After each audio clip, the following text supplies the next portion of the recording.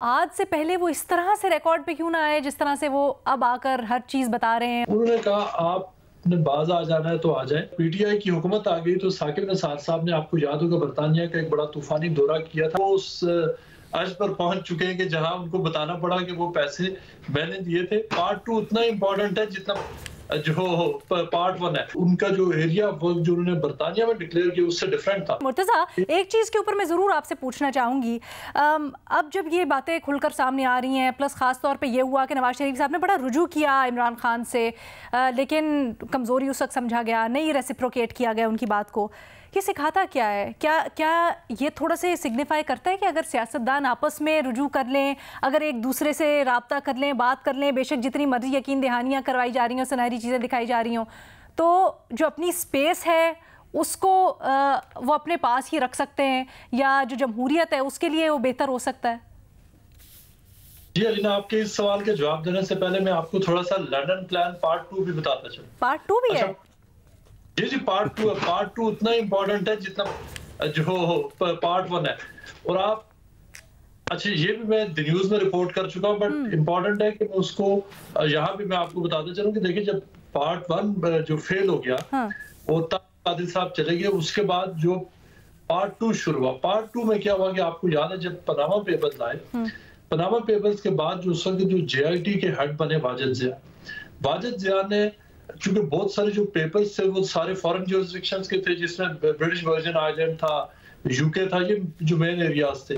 तो उसमें जो उन्होंने सबसे पहले काम आके देखिए, जो जेआईटी बनने का मकसद क्या था कि ट्रांसपेरेंसी, अकाउंटेबिलिटी। उन्होंने सबसे पहले आगे जो बायर जो ठेका था ना, वो उन्होंने अपने फर्स्ट कजन को दिया। यहाँ पे एक लॉ फर्म है क्विस्ट सॉलिसिटर्स, वो उसके मालिक हैं। मुझे किसी सोर्स ने बताया, और वो सोर्स भी वही था जो एक्चुअली वो पूरे जिसको टास्क दिया गया था कि ये सारा कुछ करो, और वो समझ रहा था कि गलत हो रहा है। उसने कहा कि ये मैं तुम्हें एक स्टोरी देता हूँ, आप इसे देखो।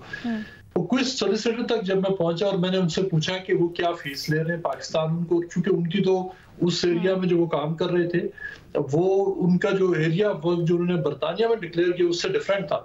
और ये कि किस प्रोसेस के तहत उनको ये ठेका मिला कि वो ये सारी चीजें करें।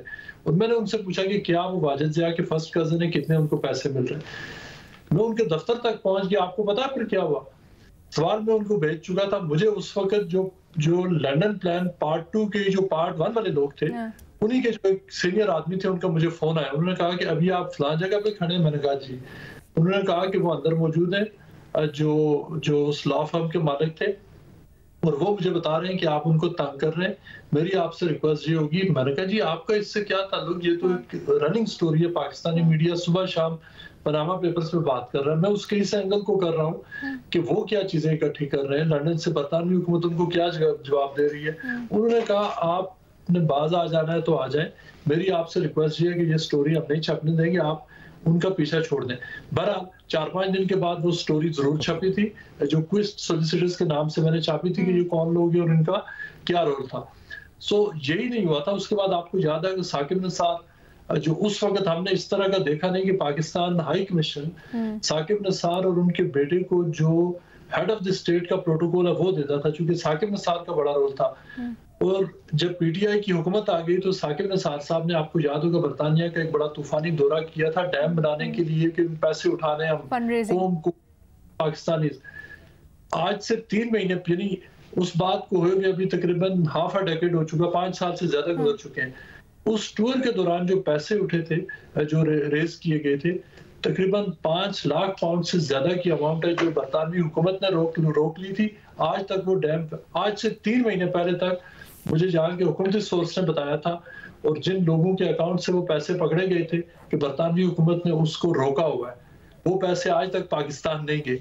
बात, आपका सवाल था अकाउंटेबिलिटी का, तो देखिए ये पैसे रेज हुए थे उस वक्त, प्लेजेस हुए थे, तो ये पूरे अकाउंटेबिलिटी के अम्ब्रेला के नीचे ही आता है ना, कि पूछा जाए कि उन पैसों का क्या बना, किसने उनको इस्तेमाल किया।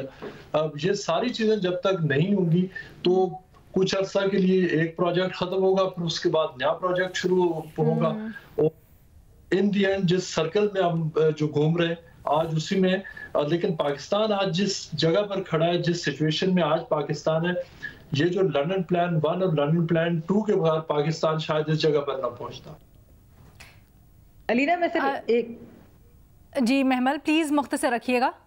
जी लीना, मैं सिर्फ ये कहना चाह रही थी, फखर बड़ी देर से मुस्कुरा रहे हैं, I would like to take his concluding comments too. हाँ नहीं, मैंने कहा जिस तरह मुर्तजा ने अभी जो लंदन प्लान पार्ट 2 की बात की है, आप ये देख लें, जो मैं भी सारी बात करी थी कि अदलिया के अंदर ये जो बड़े करप्शन की बातें करते थे, ये जो माफिया अदलिया के अंदर बैठे हुए थे, ये खोसा साहब हो या ये साकिब निसार साहब हो, ये जो दूसरों को गॉड फादर कोई कह दे, कोई इस तरह के पूरे जो है वो केस बना के एक पार्टी को दूसरी पार्टी के खिलाफ बना कर दे दे, इस तरह की जो चीजें कर रहे थे, पूरे मिलिट्री एस्टेब्लिशमेंट के साथ शाना बिशाना खड़े हुए थे। तो इन लोगों का एहतसाब जो है ये कब होगा? और दूसरा ये एहतसाब के अलावा मैंने पहले बात की, अकाउंटेबिलिटी तो पता नहीं होना हो, ये कब मानेंगे अपनी गलतियां? ये आकर कौम को कब बताएंगे कि हमने ये किया है? इनको भी तो बताना चाहिए। सियासतदानों से तो हम हर वक्त कहते हैं कि आप माने, लेकिन मीडिया, जुडिशरी और एस्टेब्लिशमेंट, इनके लोगों को भी ये चीजें माननी होंगी।